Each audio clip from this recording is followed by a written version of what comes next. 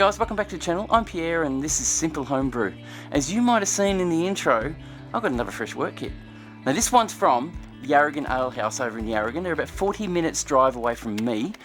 And on the way back from a trip with my family, I dropped in there and they actually gave me this mango milkshake IPA kit.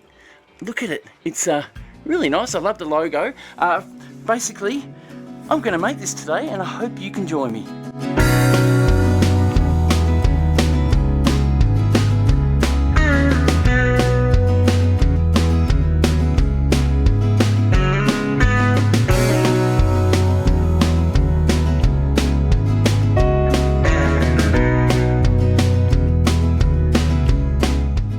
Let me tell you a story about the beginnings of Simple Homebrew.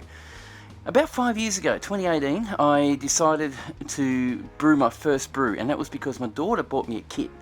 And I said, "Here, Dad, I reckon you'll be good at this for my Father's Day present." And I thought, I'll give it a go. I might film it too and post it on YouTube. I've never done that before either. So why not step out of your comfort zone? There I was, brewing a beer, done it, finished, posted a video, and YouTube became my friend. A few years later, actually a year later, Damien Langley from Stacks Brewing came up to me and said, "Would you like me to provide you with a 20-litre fresh wort kit for you to brew to show the community what can be done?" And I said, "For sure, yeah, give it to me." So he did. And what he did was he sent it to me in a bottle like this. This is actually the bottle. This is the one that he gave me 4 years ago, and I still use it for my sanitizer now. It's actually quite good. Anyway, keep going. COVID hit.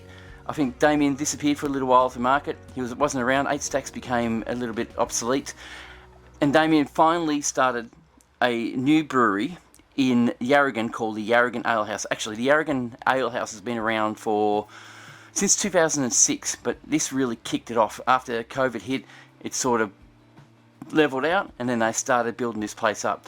Guys, if you want to see this place, it's actually a really nice place to visit, very friendly. It has a brewery in view of the actual area outside. It's built in an old, like a mechanic shed. But anyway, I met up with Kelty at the Yarragon Ale House after a trip to Nuji with my family. I thought I'd drop in there and say hello. Anyway, Kelty kindly gave me a wort kit. He said, "Your choice, mate. Take what you like." So I grabbed this fresh wort kit, Mango Milkshake IPA. It's a 20-litre pre-manufactured wort. And he kindly gave me some yeast, which is US 04, I think. I believe it's US 04 or US 05, one of those two, but I'm going to use it today. And we're going to brew it. Thank you to the guys at Yarragon Ale House. Guys, please pay them a visit. I'll put a link down below where they are. They are so kind to give me this wort kit. If you pop on their website, they're going to start selling online, so they'll deliver it to you and send it to you at the moment. It's not accessible from any brew stores right now. I will talk about a list of the products they have at the end of this video, so you guys know what's available. And check them out. I'm by all means not getting paid for this. I want to support locals and I want locals to get going. If I can help them, I will, and it costs me nothing. I actually get nice beer out of it, and then I get a video out of it as well, so that's all that matters to me. Hopefully you guys check them out. I'll tell you what this is like, and I'm sure you'll get a kick out of it as well. Alright, let's get started.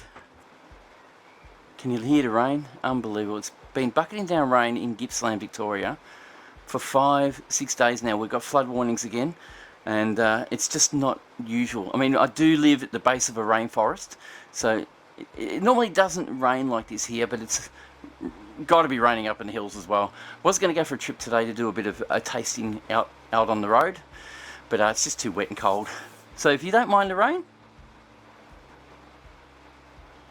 I don't mind it either. Alright, my fermenter is ready. I've cleaned it.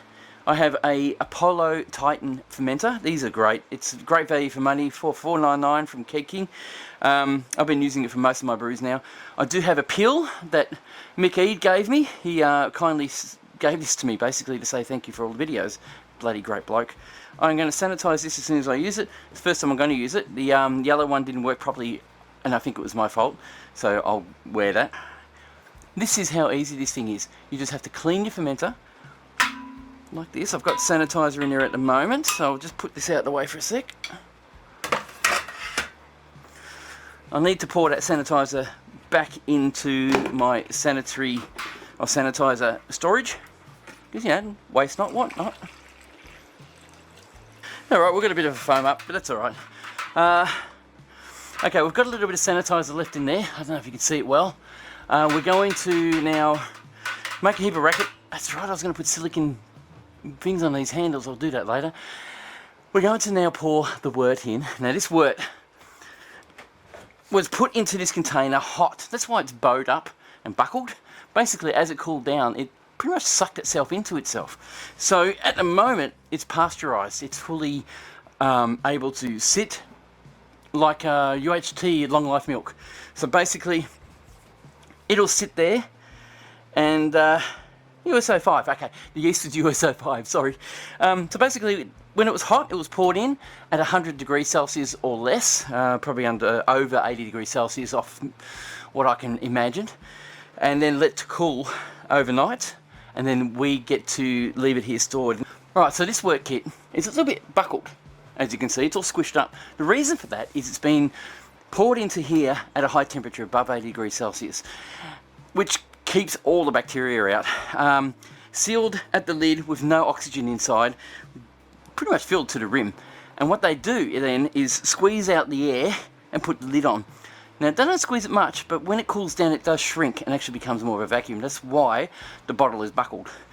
Now that will regenerate as soon as I open the lid, letting oxygen in. Once I let the oxygen in, that's when I've got to work quickly. Right, I got my bottle of sanitizer. This is a sanitizer I've already mixed up. It's very convenient to have sanitizer like this, guys. Do it. Basically, you can spray down everything around what you're doing and keep everything sanitary. Now, I'm going to pour out of the nozzle here, so I'm just going to spray around the nozzle as well as use the funnel that has sanitizer in it, which is sanitary. Okay. Now, sanitizer is not harmful to you. It is harmful to you if you drink it, but if you use it in a situation like this, basically your yeast will eat the sanitizer or the acid that's produced by the sanitizer. Well, that is the actual sanitizer, and it will be a nourishment for the yeast. So don't stress, it's okay. So I'm about to open this little container. Now I'll pop this in a more prominent position so you can see what's going on. And I'm going to pour it into this beauty here. So, you ready? I'm going to open her up. Probably should have taken the locking strip off first, eh? No matter, it's open. The air is in. Look at that. Wow. Oh, it smells nice. Now, shall I open it?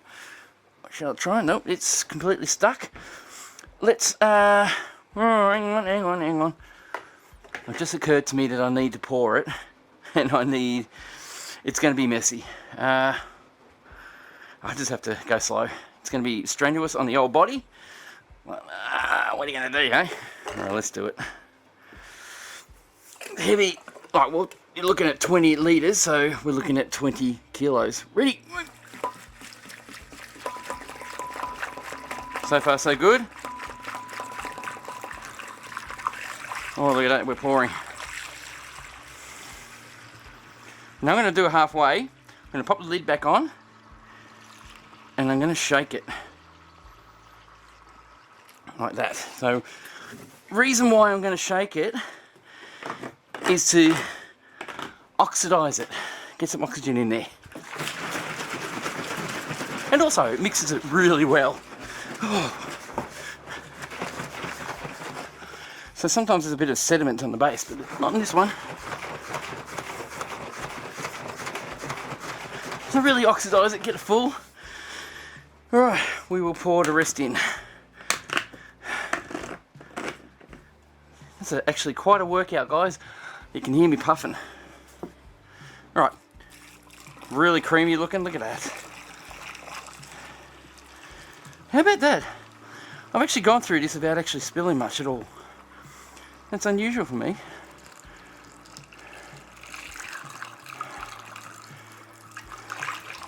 Whoop, whoop, spilled a bit there.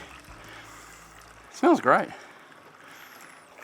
And this is a 27 litre fermenter, and I put 20 litres in, so plenty of room, plenty of room.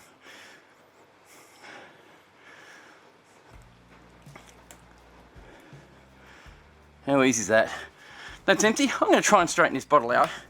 I might try and put a bit of hot water in and straighten it out, because I want to use this again. Because it's salvageable, you know what I mean? Right, next, putting the yeast in. Okay, I've got my yeast. I'm about to put it in. It's US05. They actually kindly gave it to me, the guys at Yarragon Ale House. They actually gave me a measurement of US05 yeast. It's probably a bit more than we normally use. I reckon it'll be about 20 grams there. So I'll pour that in. This has been in my fridge for about a week and a half. A bit longer maybe. That's in. That's the yeast. All I need to now do is stir that. Now I never go with a spoon. I always just shake it around in here. Just to get it, stirred up. It's going to be cold. We've got 17 degrees Celsius in Traralgon at the moment. It is getting to, actually it's the start of summer. And honestly, it's just not feeling like it at the moment, which is quite sad, really. Anyway, I've got my tilt, which was kindly given to me by Michael Eade, or Mick Eade. Thank you, Michael. Or Mick, sorry. And spray the whole thing and flood it with sanitizer. You know, you just sort of just do it. It will kill any kind of bacteria that's all over it. Leave it for about 30 seconds. I'll just put it in this little container here. Of course, my fingers are bare. Normally I wear gloves. I'm a bit of a dill today. And I'm going to throw that in. Just drop it in. Now I have calibrated that and got it working. And it is fully charged, so hopefully it will come up. While that's settling down, I'm going to put the rest of the parts in to make sure. Now at the moment, it is susceptible to bacteria. And it's not an issue big time at the moment if you get a little bit too much or get anything in there that's might be a bit foreign. The actual yeast that you put in there will overpower it a lot. It's more when the yeast starts slowing down that's going to be a biggest issue. Even though, don't do it. Make sure everything is clean and sanitary. So this pipe here is a dipstick or dip tube. It's not for extracting beer. It's actually for checking temperatures and making sure the temperature is correct while it's fermenting. It's a great idea. A lot of the fermenters nowadays have it. I think it's a godsend. It's a bloody brilliant idea. And of course, I have a little ring on it here. So when I'm wanting to extract the beer, which just reminds me that's got to go that way. That's it. So the actual tube, when this ball floats, the tube will be underneath it, which should pick up most of the clear beer that's on top as you try to transfer it into a keg. Now I'm going to drop that in. That ball will start floating. Screw her up. We do have everything ready to go. I'm going to ferment that at our weather at the moment. It's not going to get any hotter than this. I believe it's only going to be fairly cold outside anyway. And we'll leave it at that. So this is going to ferment for up to 2 weeks, depending on the temperatures. And I'm going to keep a good eye on it. Now see how quick that is? I mean, my God, how can you go wrong? For 45 bucks, you go to, let's say, a brewery, get a keg filled for 145 bucks, with craft beer, of course. You'll get 20 litres for 145 bucks, which is not bad if someone else produces it. But you can do it for 45 bucks with a bit of time and a bit of patience. You'll have a great beer as well. You don't have to worry about your water. You just have to throw it into the container and off you go. So I'm going to show you a list of wort kits that these guys are producing at the moment. If you're interested, I'll have a link down below for you to go to have a look at these wort kits. See if you can buy one. I get nothing for it. I just help a local, and hopefully you guys get something out of it.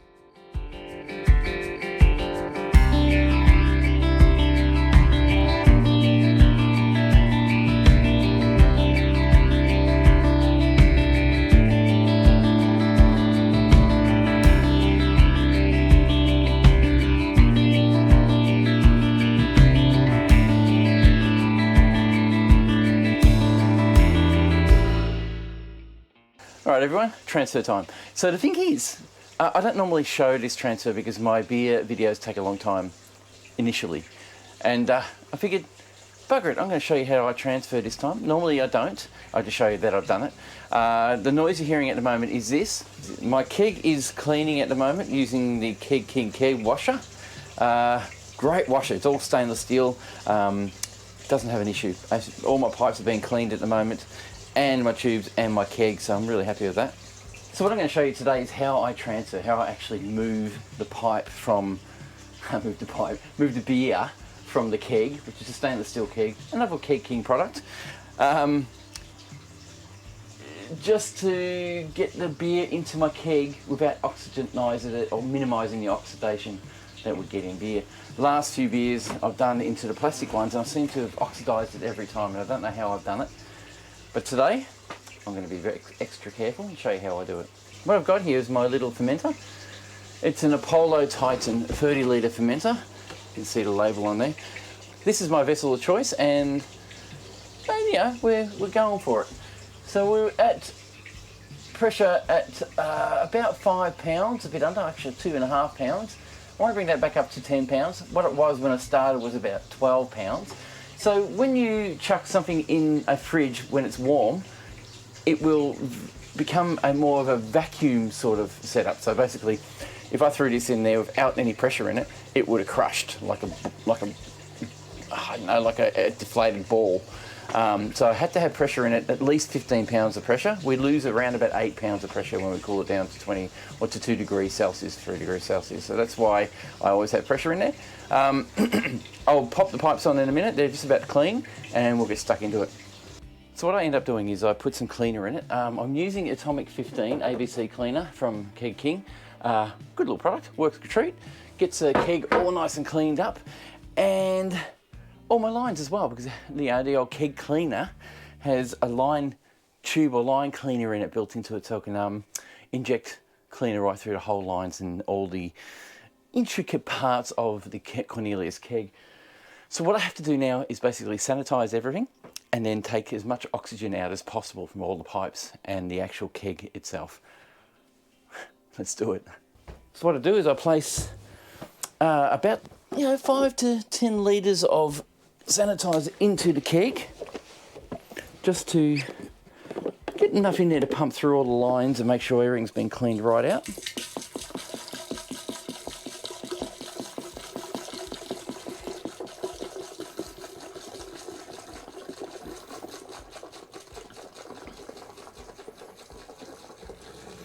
Now this is a pre-done, like about 5 litres I put in.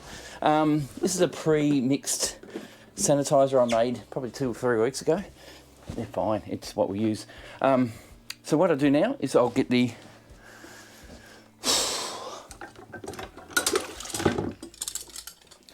cleaned lid. I'll give that a quick rinse of water because it has soap in it. So what I've done is I've removed the pressure relief valve, just the PRV. This is a 30 PSI PRV, I believe. And just to clean it, to make sure there's no gunk under it or anything like that. So I'll pop this lid back on.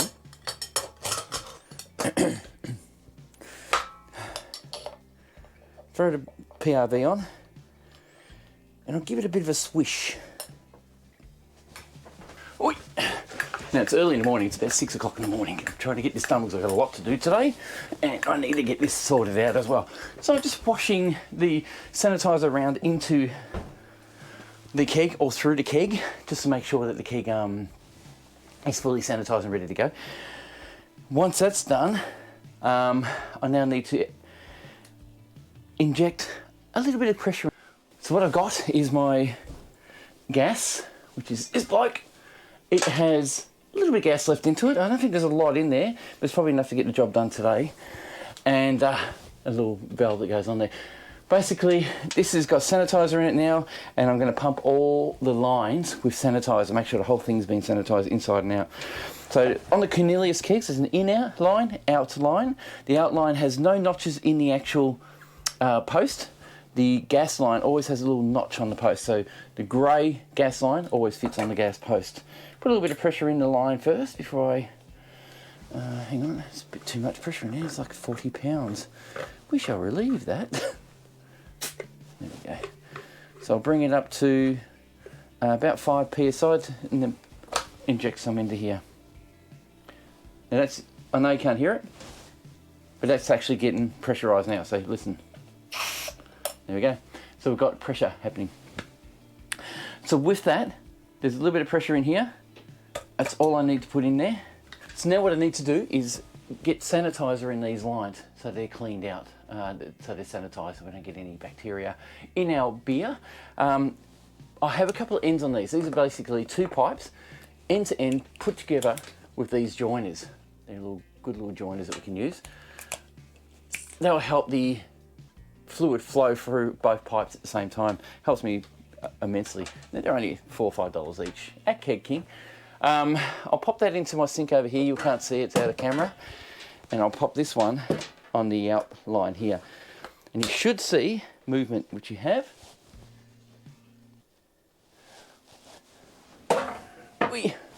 Under pressure.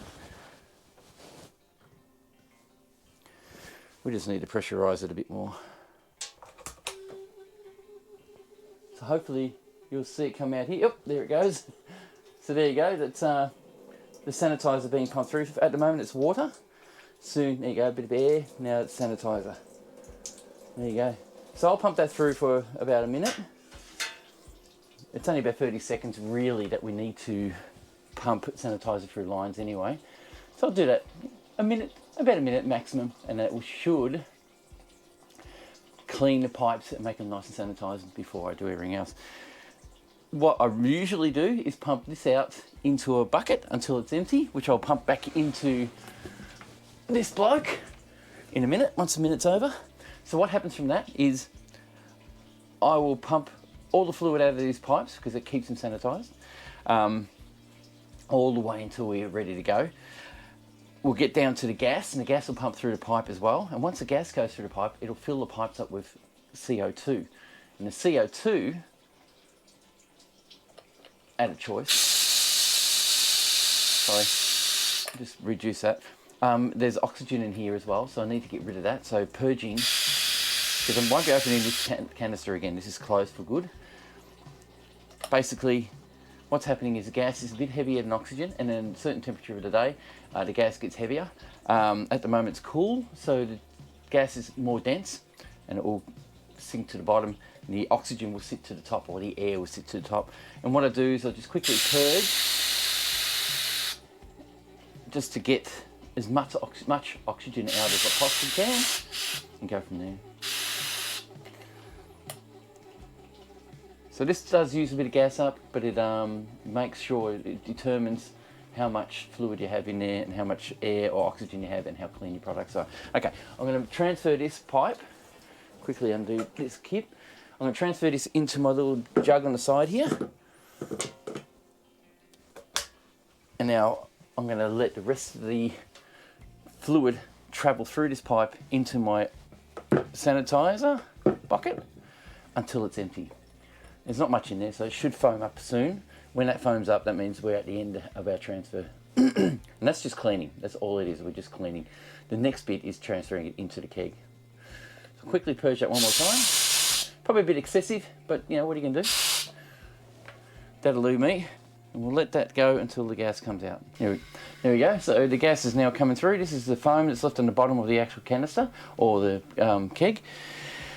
And I'm going to run that until it starts, until the foam stops coming out, and then gas just comes out.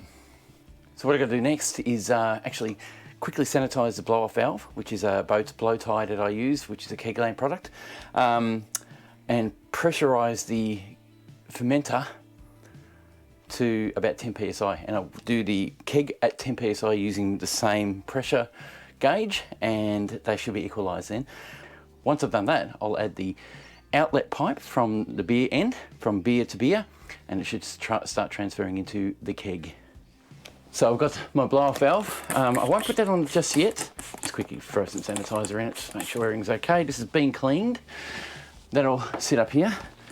Post needs spraying. This is the outlet post. This is actually the beer side. This goes from the fermenter into the keg on the beer side, both sides. Basically, it sucks it through the serving pipe and pushes it down into the serving pipe the same way, or gets pressurized or pushed through this pipe. That way you don't get frothing, you don't get sloshiness, and it all runs through a pipe all the way through, doesn't get exposed to any of the oxygen that may be still there. So the first thing I'll do is I'll pressurize the fermenter. Right, now the gas bottle is still set at 10 psi, and all I want to do is put my pipe where the blow-off valve is, or this butterfly valve, or whatever it is, spundy, and it should pressurize as soon as I put the gas on. And I'll bring that up according to the gauge on my bottle to 10 psi. So the next thing I'll do, I'll put my line on the outlet of the fermenter, just like this. That should have started. It hasn't started, which means that the pressure in the keg is, there we go. Pressure in the keg was higher than the pressure in the fermenter. So there you go. I just let a little bit of pressure out of my keg for now. And now it's transferring. Look at the colour, it's nice and golden. So that will transfer until they both pressurise or equalise, and it will stop. The way to keep it going is to keep it gassed and put a control valve like this butterfly valve on the outlet or gas outlet of the keg and control the speed of the flow. I don't know if you can see that. Again, just. So you put the gas flow, basically it is going to equalise eventually, very slowly. And I open the valve so that gas comes out at a slow rate, so we don't get a problem with foaming in the actual keg. So now that'll probably take 15 to 20 minutes to transfer, or maybe longer. So we'll just have to wait now. Basically, the reason why I control the speed of the actual transfer is so it doesn't foam up so much and become a problem basically in the beer in the future. Once the actual keg is full, which should be pretty much all the beer because it was a 20 litre batch, so this is a 19.5 litre keg, so it should be perfect. I'll put this into the fridge, I'll take a sample and we'll try it in a minute. Yeah, it's looking okay, it's looking pretty good. It smells alright, so that's a good thing, it's a good start. So this is getting close to the end.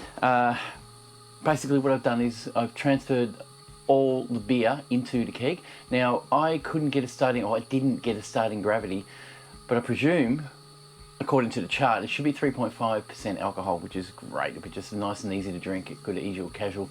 Probably should be more, but it didn't ferment down to a lower rate. It just came down to about 10, 13. This is nearly finished. So once it's finished, we'll grab a sample and we'll see what it's like, shall we? Right, guys, here it is. This is the sample. I'll put it on this one here. It's a bit cloudy at the moment. It's still new, but it's going to have to age a little bit. We'll smell it. All right, it's got a bitey, yeasty smell to it, but definitely got a fruity smell to it too. I don't know what that is yet. It is a milkshake one, so it's going to stay cloudy like this, I believe. Let's see. No carbonation, or hardly any carbonation in it. That's interesting. It's got a little bit of carbonation.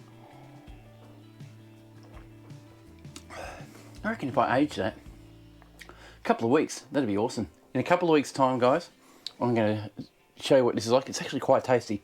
Not overly sweet, it's kind of dry. The flavour is interesting. The smell is something to be desired. I think we need to give it a bit of time. I see a little bit of oil floating, so it could be that we won't get much frothing when we grate it, when we do it. But other than that, I'm sure I'm getting a bit of the mango flavour. Definitely, that's what it is.